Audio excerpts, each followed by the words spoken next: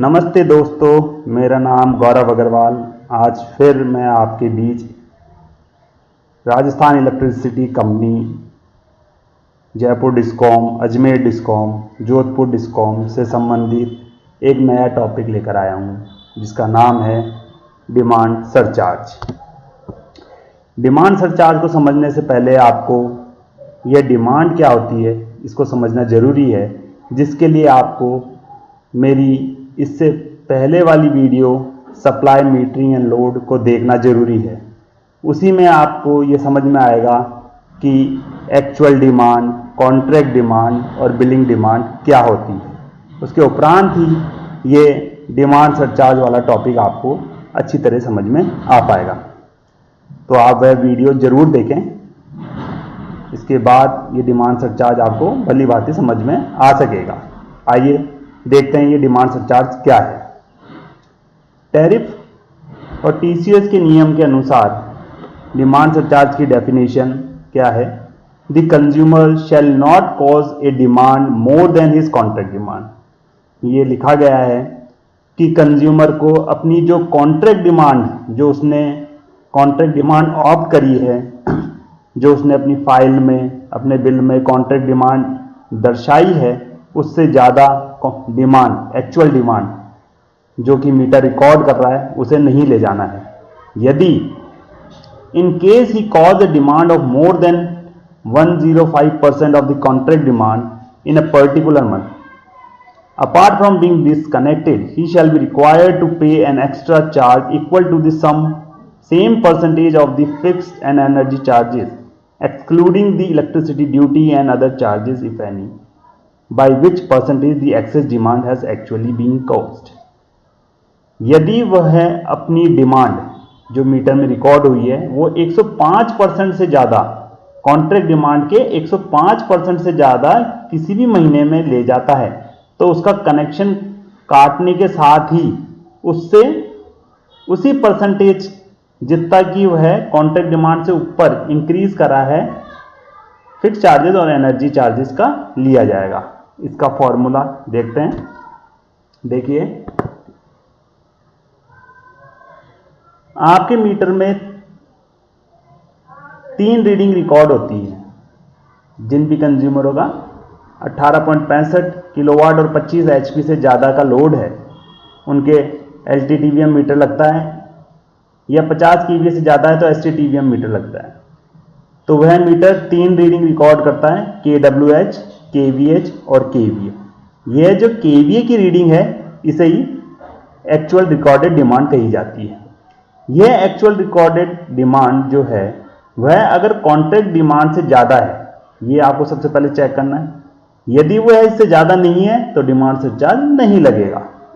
यदि actual demand contract demand से ज़्यादा है, इफ यस, तो अपन को increase in demand in percentage निकालनी पड़ेगी। मतलब कितना डिमांड इंक्रीज हुआ परसेंटेज में, वह निकालेंगे। उसका क्या फॉर्मूला है?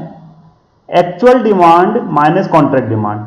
जो मीटर में एक्चुअल डिमांड रिकॉर्ड हुई है उसमें से कॉन्ट्रैक्ट डिमांड घटा दें, उसे कॉन्ट्रैक्ट डिमांड से डिवाइड करें और 100 से इनटू कर दें, तो इससे परसेंटेज इंक्रीज इन डिमांड आ जाएगी। फिर डिमांड सरचार्ज कैसे निकलेगा?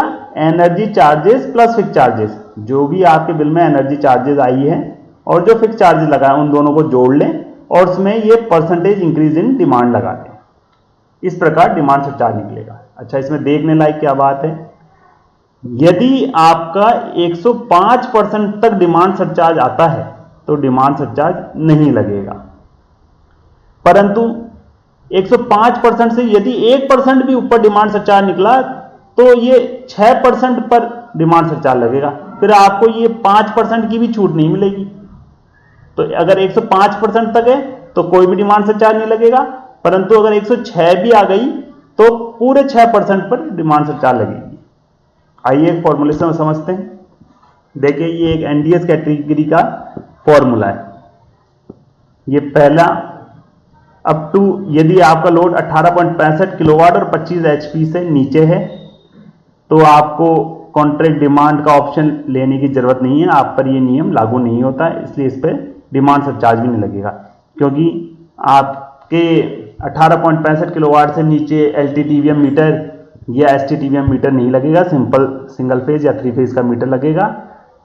तो आपको कॉन्ट्रैक्ट डिमांड ऑफ करने की ज़रूरत नहीं है, ना आपके एक्चुअल डिमांड रिकॉर्ड होगी, इसलिए आप पर डिमांड सरचार्ज भी नहीं लगेगा। यदि किसी उपभोक्ता ने 18.65 किलोवाट और 25 HP से ऊपर का लोड ले रखा है, अब वहां LTTVM मीटर लगेगा, परंतु उसने CD कॉन्ट्रैक्ट डिमांड ऑफ नहीं करी है, तो अब फिर उसकी कॉन्ट्रैक्ट डिमांड जीरो रहेगी। यहां पर एक्चुअल डिमांड रिकॉर्ड तो होगी, परंतु कॉन्ट्रैक्ट डिमांड जीरो है, इसलिए यहां पर भी इसके डिमांड सरचार्ज नहीं लगेगी।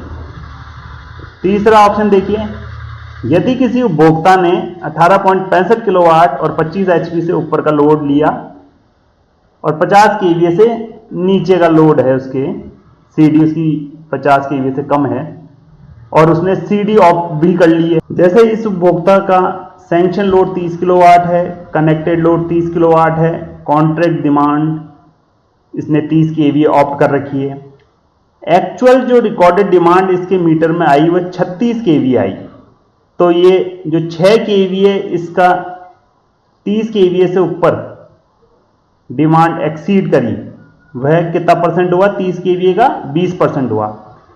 अब एग्जाम्पल के लिए इस उपभोक्ता के एनर्जी चार्जेस 10,000 रुपये लगे, फिक्स चार्जेस जो हैं 270 रुपये पर kV के हिसाब से 9720 रुपये लगे, इस 36 kVA पे 9720 रुपये लगे। इन दोनों का जोड़ 19,720 और इसका 20% निकालेंगे तो 3944 रुपये। तो इस पर डिमांड सरचार्ज कितनी लगी? 3944 रुपये। आइए दूसरा ऑप्शन देखें। एक उपभोक्ता जो ST पर जिसकी सप्लाई है, उसने डिमांड अबो 50 kVA का ये ऑप्शन एग्जाम्पल है, इसको CD कंपल्सरीली ऑप्ट करनी पड़ेगी। ST की इसकी सप्लाई है, इसके मीटरिंग STTVM हुई हुई है, सैंक्शन लोड 100 kW है, कनेक्टेड लोड भी 100 kW है, कॉन्ट्रैक्ट डिमांड इसने 60 kVA ऑप्ट कर रखी है। अब इसके मीटर में जो एक्चुअल डिमांड रिकॉर्ड हुई वह है 75 kVA रिकॉर्ड हुई। यह 75 60 kVA के 25% ज़्यादा है, 15 kVA ज़्यादा है इसका, उसको डिवाइड 60 से करेंगे तो 25% आएगा। अब इसकी भी एनर्जी चार्जेस 10,000 लगी, फिक्स चार्जेस 75 kVA पे 270 रुपये पर kV के हिसाब से 18,900 रुपये लगे। इन दोनों का जोड़ 28,900 और उसका 25% 7225, तो इस पर डिमांड सरचार्ज 7225 रुपये लगी। आइए आगे कुछ और नियम देखते हैं। No demand surcharge will be charge from the consumer whose load is less than 18.65 kilowatt and 25 HP। 18.65 kilowatt और 25 HP से नीचे के लोड वाले कंज्यूमरों पर कोई डिमांड सरचार्ज नहीं लगेगी, क्योंकि उनके बिल में किसी भी प्रकार का कॉन्ट्रैक्ट डिमांड नोट नहीं किया जाता और ना ही एक्चुअल रिकॉर्डेड डिमांड नोट की जाती है, इसलिए इन पर डिमांड सरचार्ज नहीं लगती है। Consumers having load above 18.65 kilowatt 25 HP and CD below 50 kVA, किसी उपभोक्ता जिनका लोड 18.65 किलोवाट और 25 HP से ज़्यादा है परंतु CD 50 kVA से कम है और वो कॉन्ट्रैक्ट डिमांड अगर ऑप्ट कर लेते हैं तो उन पर भी डिमांड सरचार्ज लगेगा अगर वह 105% से ज़्यादा उसकी एक्चुअल रिकॉर्डेड डिमांड जाती है। अच्छा, ये डिमांड सरचार्ज क्यों लगाई गई है इसे भी समझें। यदि निगम के द्वारा ये डिमांड सरचार्ज नहीं लगाया जाता तो उपभोक्ता अपना कॉन्ट्रैक्ट डिमांड बहुत कम रख लेते। मान लीजिए जैसे वह 100 HP का या 100 किलोवाट का कनेक्शन ले लेते हैं और 5 kVA का डिमांड रख लेते जिससे कि उसके स्थायी शुल्क कम लगे, परंतु वह 50 kVA की लोड यूज में लेता रहता। कोई मशीन ऐसी है जो 50 kVA का लगा लेता और यूज लेता रहता, तब उसके स्थायी शुल्क तो 5 kVA पे लगता और वह बिजली बोर्ड का जो ट्रांसफार्मर है वो 50 kVA की कैपेसिटी यूज करता रहता। तो इसीलिए यह डिमांड सरचार्ज लगाया जाता है, जिससे कि उपभोक्ता जो अपना एक्चुअल डिमांड है वह घोषित करें और उस अनुसार ही स्थायी शुल्क दें, और उसी अनुसार निगम से भी ट्रांसफार्मर की रिक्वायरमेंट बताए कि भाई मुझे इतना ट्रांसफार्मर में कैपेसिटी की जरूरत रहेगी हमेशा, जो आप मुझे उपलब्ध करवाते रहें। इसलिए ये डिमांड सरचार्ज लगाना जरूरी था, जिससे कि उपभोक्ता अपनी एक्चुअल डिमांड बताए। आगे एक नियम देखिए, consumers having load demand above 50 kVA, किसी कंज्यूमर का डिमांड जो है 50 kVA से ज़्यादा है, तो इसके लिए कंपलसरी है for the consumer to opt for contract demand, तो वो कॉन्ट्रैक्ट डिमांड अपना बताए। And if they do not opt for contract demand then as per rules billing system will automatically calculate the deemed demand from sanction load by adopting the average power factor as 0.09। यदि कोई उपभोक्ता 50 kVA से ज़्यादा जिसका demand है, ST पर उसने connection लिया है और वह अपना डिमांड ऑफ नहीं करता है, तो billing software has per rules average power factor 0.9 को लेते हुए उसकी केवीए डीम्ड कर लेगा और कॉन्ट्रैक्ट डिमांड में फिट कर देगा। And charge demand surcharge has पर रूल, और इसी अनुसार उसके डिमांड सरचार्ज भी लगाएगा, स्थायी शुल्क भी लगाएगा और डिमांड सरचार्ज भी लगाएगा। Because as per rules when the demand of the consumer exceeds 50 kVA, यदि किसी उपभोक्ता की 50 kVA से ज़्यादा डिमांड एक्सीड करती है तो it is compulsory for the consumer to take supply on ST, तो उसे एसटी पर सप्लाई लेना अनिवार्य है। And all the rules of ST connection will be applied on such consumer, और उस पर एसटी के रूल्स लागू हो जाते हैं। इसलिए उपभोक्ता को जब भी 50 kVA से ज़्यादा अगर उसका डिमांड जा रहा है तो वह एसटी पर अप्लाई करें और अपनी डिमांड बताएं कि मुझे इतनी डिमांड चाहिए होगी, और जो सही डिमांड है वही उसे बताना चाहिए, जिससे कि उस पर डिमांड सरचार्ज ना लगे।